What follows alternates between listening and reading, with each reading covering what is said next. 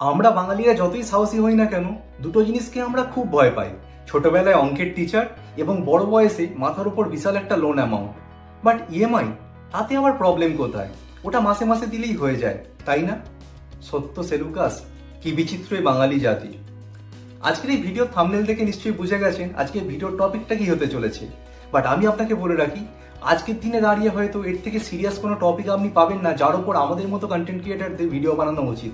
তাই ভিডিওটা সেই কোয়ালিটির হবে এবং আমি আপনাকে রিকোয়েস্ট করব ভিডিওটা পুরো দেখতে, কারণ ইউটিউবে আপনি সার্চ করলেও এই টপিকে এর থেকে ভালো কন্টেন্ট হয়তো আপনি পাবেন না। এবং মেইন টপিকে যাওয়ার আগে আমি আপনাকে আরও একটা রিকোয়েস্ট করব, প্লিজ এই চ্যানেলটাকে সাবস্ক্রাইব করুন, কারণ সাবস্ক্রাইব করতে কোনো টাকা লাগে না।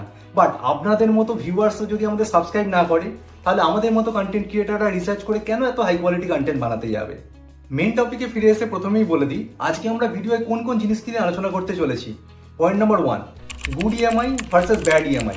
মানে কোন ইএমআই আমাদের লাইফে অ্যাকচুয়ালি ভ্যালু অ্যাড করে আর কোন ইএমআই আমাদের।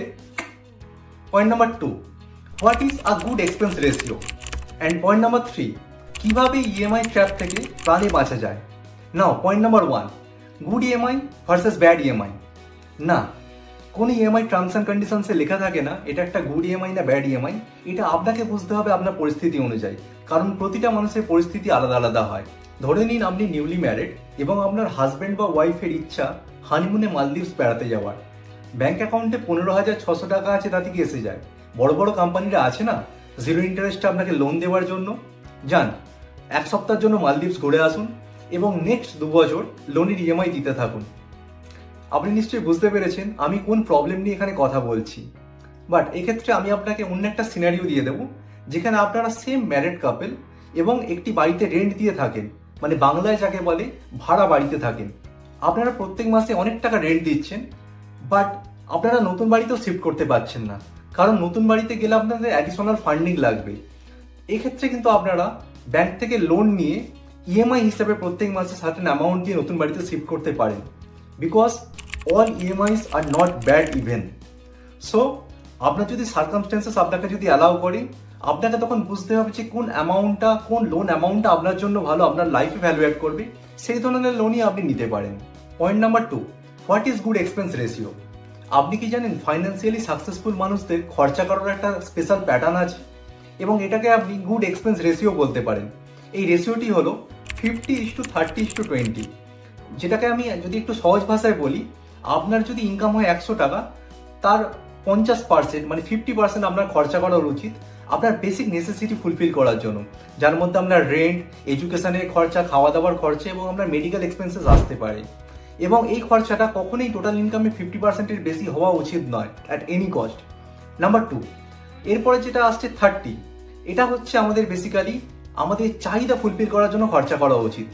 যেমন ধরুন আপনার ইচ্ছা কোনো একটা জায়গায় বেড়াতে যাওয়ার বা কোনো একটা স্পেশাল গ্যাজেট কেনার, আপনি তাহলে ইনকামে 30% থেকে এটা করতে পারেন। বাট লাস্টে যে পোর্শনটা বাকি আছে, দ্যাট ইজ 20%, এটা আপনাকে অবশ্যই সেভ এবং ইনভেস্ট করতে হবে আপনার ভবিষ্যৎকে সিকিউর করার জন্য। কোনোভাবেই এই টাকাটা বর্তমানে শখ পূরণ করার জন্য খরচা করে ফেলবেন না, আদারওয়াইজ আপনার কেরিয়ারে প্রবলেম হতে পারে। এবার চলে আসি থার্ড পয়েন্টে, কিভাবে ইএমআই ট্র্যাপ থেকে নিজেকে বাঁচাবেন। এটা নিয়ে আমি পরবর্তীকালে একটা বড় ভিডিও বানাবো, বাট জাস্ট আমি আপনাকে এই ভিডিওর মধ্যে কিছু হিন্টস দিয়ে রাখি। সো পয়েন্ট নাম্বার 1, কখনোই আপনার সেভিংস অ্যাকাউন্টে এক্সেস ক্যাশ ফেলে রাখবেন না। যদি আপনার মনে হয় যে আপনার এমার্জেন্সি ফান্ডিং এর প্রয়োজন, তাহলে অ্যাকাউন্ট থেকে কিছু টাকা তুলে বাড়িতে সেটাকে সেভ করে রাখুন, সেটাকে আপনি হাত দেবেন না without any emergency reason.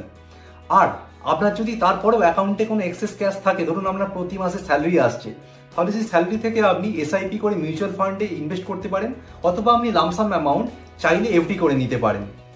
Number 2, debit card এবং ক্রেডিট কার্ডের মধ্যে আপনাকে ডিফারেন্সিয়েট করতে শিখতে হবে। ক্রেডিট কার্ড কোনো স্টেটাস সিম্বল নয় যেটা আপনি মনে করেন। আপনার কাছে ক্রেডিট কার্ড আছে, এটা কারোর কিচ্ছু এসে যায় না, বাট ওটাকে যদি আপনি শো অফ করার জন্য ব্যবহার করেন, আপনার লোনের অ্যামাউন্ট কিন্তু দিনের পর দিন বেড়েই যাবে। তাই অলওয়েজ আপনাকে আমি রেকমেন্ড করবো যা প্রয়োজনীয় জিনিস আছে সবকিছু ডেবিট কার্ডে কিনুন। পয়েন্ট নাম্বার 3, ইএমআই নেবেন নিজের ফাইন্যান্সিয়াল এমার্জেন্সির জন্য, কারণ লোন নিতে হয় বেসিক চাহিদা ফুলফিলমেন্টের জন্য, শখ পূরণের জন্য নয়। যদি আপনার বিশেষ কোনো শখ থেকে থাকে, তাহলে একটু আগে আমি যেটা আলোচনা করেছিলাম ইনকামে 30% নিয়ে, সেই 30% থেকে আপনি আপনার শখ পূরণ করতে পারেন। এবার আসি পয়েন্ট নাম্বার 4, আমি ফাইন্যান্সিয়াল লিটারেসি নিয়ে অনেক ভিডিও বানাতে চলেছি, তাই আমি আপনাকে রিকোয়েস্ট করবো এই চ্যানেলটাকে প্লিজ সাবস্ক্রাইব করে দিন, যাতে এই ধরনের হাই কোয়ালিটি ভিডিও আপনি মিস না করেন। Thank you.